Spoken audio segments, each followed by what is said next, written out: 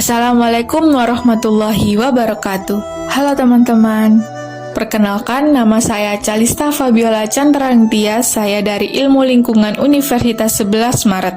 Di sini saya akan sedikit menjelaskan mengenai permasalahan lingkungan, baik yang negatif maupun positif di lingkungan sekitar saya. Selamat menyaksikan.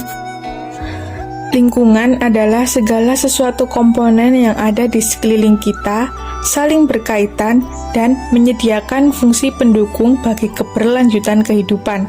Adapun komponen penyusun lingkungan adalah abiotik, biotik, dan sosiokultural. Ketiga komponen tersebut sangat mempengaruhi dalam terbentuknya lingkungan. Manusia dan lingkungan adalah suatu yang tidak dapat terpisahkan.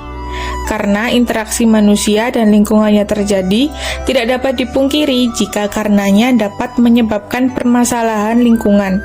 Permasalahan lingkungan sendiri adalah sebuah masalah yang terjadi pada lingkungan yang menyebabkan kerugian baik untuk lingkungan sendiri maupun untuk manusianya.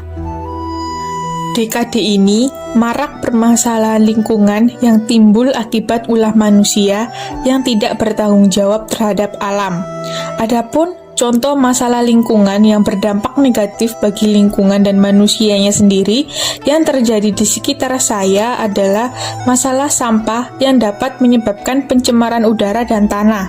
Pencemaran udara karena asap yang ditimbulkan dari pembakaran sampah, dan pencemaran tanah karena sampah yang diperlakukan sama tanpa dibedakan jenisnya, apakah itu sampah organik, sampah anorganik, atau sampah B3.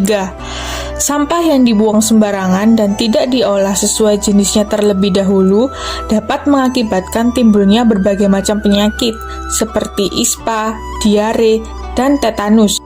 Seharusnya sampah yang masih bisa dimanfaatkan atau diolah dahulu sebelum dibuang, dan apabila memang dibuang, maka hendaknya dipisahkan agar tidak tercampur aduk yang dapat semakin meningkatkan kerugian bagi lingkungan sendiri dan manusianya.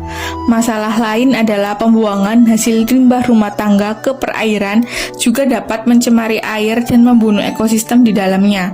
Tak hanya itu, hal ini juga dapat merusak estetika lingkup lingkungan dan menimbulkan bau yang menyerbak tidak sedap di sekitar wilayah perairan. Masalah selanjutnya adalah populasi manusia yang semakin hari semakin banyak berpengaruh pada jiwa konsumtif manusia, yang mana menjadikan semakin banyak kendaraan yang ditemukan di jalanan.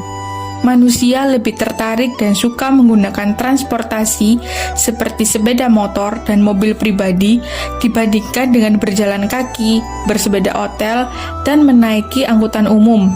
Hal ini menyebabkan semakin banyaknya gas karbon dioksida yang ada di udara dan menyebabkan polusi udara yang sangat berbahaya bagi kesehatan manusia.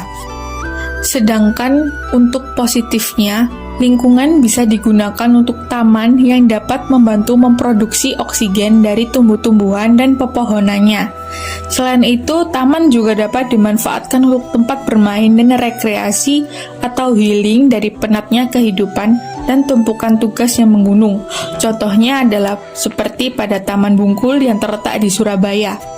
Selain itu, lingkungan juga dapat digunakan sebagai tempat olahraga seperti pada video, yakni sebagai lapangan voli untuk bermain voli.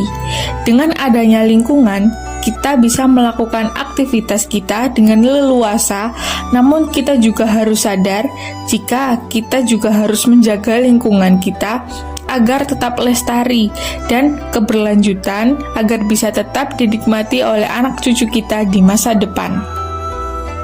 Sekian video mengenai permasalahan lingkungan yang dapat saya sajikan. Kurang lebihnya saya mohon maaf. Wassalamualaikum warahmatullahi wabarakatuh.